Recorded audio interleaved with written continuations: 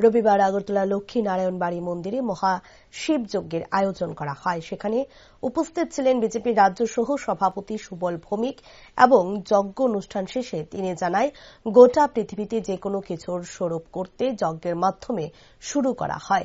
ধর্মের পক্ষে যখন কোনো যুদ্ধ শুরু হয় তখন যজ্ঞ দিয়ে তার শুরু করা হয়। তাই তিনি এখানে এসে একটাই প্রার্থনা করেন, গোটা পৃথিবী যেন শান্ত হয় এবং সকলে যেন খুব ভালো থাকেন। তাছাড়া যেভাবে সনাতনীদের উপর পার্শ্ববর্তী দেশ প্রতিনিয়ত আক্রমণ সংঘটিত হচ্ছে তাদের সুরক্ষার জন্য মঙ্গল কামনা করেন তিনি। পুজো দিলেন।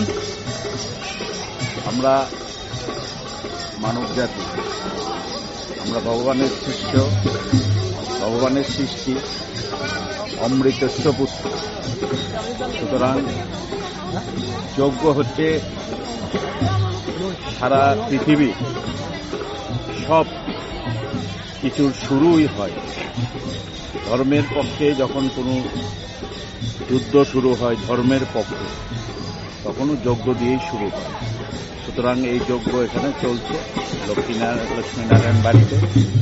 এখানে এসে শুধু একটাই প্রার্থনা, সারা পৃথিবী শান্ত হোক, আমরা আমাদের দেশ, আমাদের রাজ্য, আমাদের মানুষ সবাই ভালো থাকুক এবং যেভাবে সনাতনীদের উপর আমাদের পার্শ্ববর্তী দেশে প্রতিনিয়ত আক্রমণ হচ্ছে, তাদেরকে সুরক্ষা দেওয়া, তাদেরকে রক্ষা করা, তাদের জন্য, তাদের মঙ্গলে সবাই মিলে প্রার্থনা করার জন্য আজকে এই যজ্ঞে সামিল হয়েছি।